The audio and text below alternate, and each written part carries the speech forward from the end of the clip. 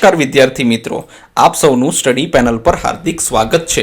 આજના વિડીયોમાં આપણે ધોરણ 7 ઇંગ્લિશનું જે સપ્લિમેન્ટરી રીડિંગનું અંતિમ પ્રકરણ છે 5 વાવ એને જોઈશું। આની અંદર આપણે અલગ અલગ વસ્તુઓ કરવાની છે। આવી રીતે કહેવાય ને કે લીંબુ, હળદર, આ બધી અલગ અલગ વસ્તુઓનો ઉપયોગ કરીને આપણે ઘણું બધું આજે કહેવાય ને કે પ્રયોગ કરવાના છે।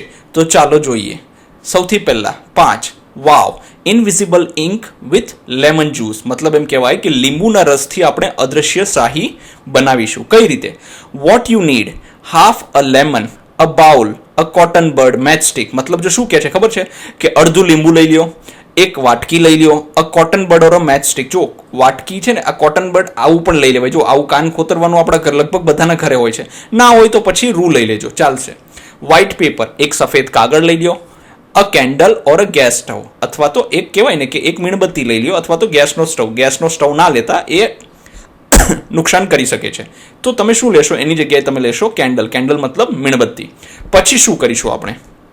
તો કે અદ્રશ્ય શાહી બનાવવા માટે squeeze the lemon juice into a bowl, એટલે લીંબુના રસને એક વાટકીમાં નીચોવી લો। ચલો નીચવી લીધો છે, લીંબુનો રસ કાઢી લીધો। Deep the cotton bird in the juice, હવે એ લીંબુના રસની અંદર શું કરશો તમે? જે આપણે લાકડી લીધી છે ને, જેની ઉપર રૂ બાંધેલું છે કાન ખોતરવાની, એને એમાં ડૂબાડો।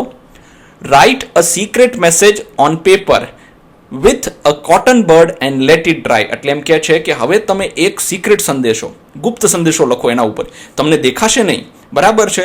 એ કહે ને કે આપણે કહેવાય કે રૂના પૂમડા વડે તમે લખો અને એને સુકાવા દો।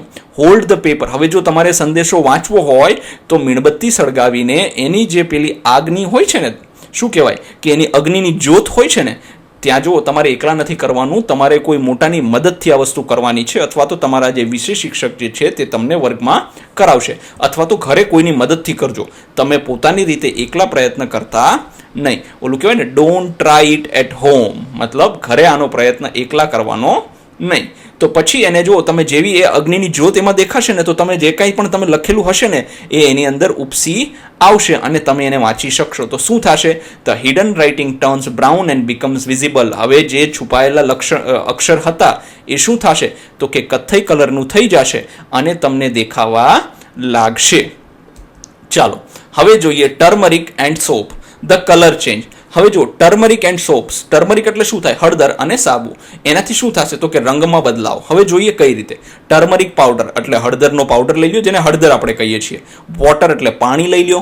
પેપર ઓર અ ક્લોથ સ્ટ્રીપ, પેપર લઈ લો અથવા તો એક કાગળની કહેવાય કે પટ્ટી લઈ લો, સોરી કાપડની પટ્ટી લઈ લો।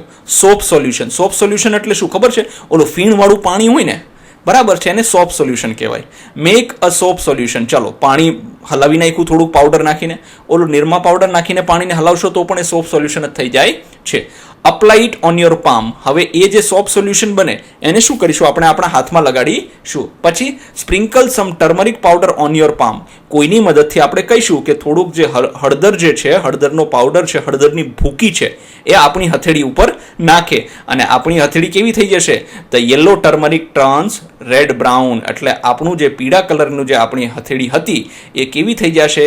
તો કે કહેવાય કે લાલ અને કથ્થઈ રંગની થઈ જશે। જો જાદુ ઘણી વખત તમને ખબર હોય ને તો આવું બધું દેખાડતા હોય છે, ગામડાઓમાં બધે આવતા હોય છે। હકીકતમાં એ લોકો કહેવાય ને કે આવી રીતે અલગ અલગ રાસાયણિક તત્વોનો ઉપયોગ કરીને કરતા હોય છે। પછી છે balloon on a bottle, heat and air, હવે એમ કહે છે કે બોટલ પર ફુગ્ગો, ગરમી અને હવા જોઈએ। ચાલો શું વોટ યુ નીડ, મતલબ આના માટે તમારે શું જોઈએ? તો કે અ પ્લાસ્ટિક બોટલ એટલે એક પ્લાસ્ટિકની બોટલ, અ બલૂન એક ફુગ્ગો, હોટ વોટર અને ગરમ પાણી। ચાલો જોઈએ શું કરવાનું છે। Fix the balloon tightly on the bottle's mouth, મતલબ જે ઢાંકણું જ્યાં ફિટ કરીએ ને ત્યાં એનું મોઢું કહેવાય બોટલનું, ત્યાં વ્યવસ્થિત રીતે તમારે શું કરવાનું છે? તો કે બલૂનને મતલબ ફુગ્ગાને કડકથી, ટાઈટથી, મજબૂત રીતે બાંધી દેવાનો છે।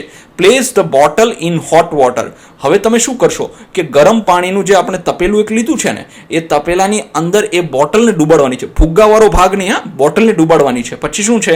The balloon blows up as air expands inside the bottle, હવે શું થશે કે બલૂન જે છે ઉપર જે ફુગ્ગો રાખ્યો છે, પહેલા ફૂલાવેલો હતો નહીં, એ શું થશે?